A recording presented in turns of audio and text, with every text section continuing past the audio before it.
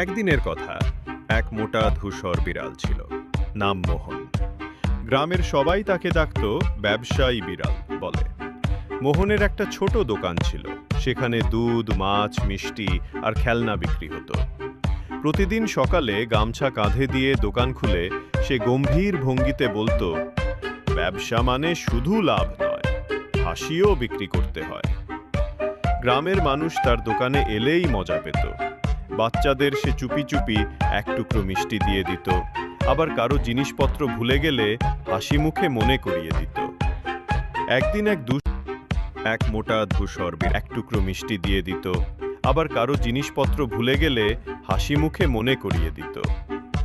একদিন এক দুষ্টু কুকুর এসে বলল, আজ মাছ চাই, কিন্তু টাকা কাল দেব। সবাই ভাবল ঝগড়া হবে, কিন্তু মোহন হেসে বলল, চল, কাল আমাকে এক বোটা হাড় দিলে হলো। গ্রামবাসীরা অবাক হয়ে গেল।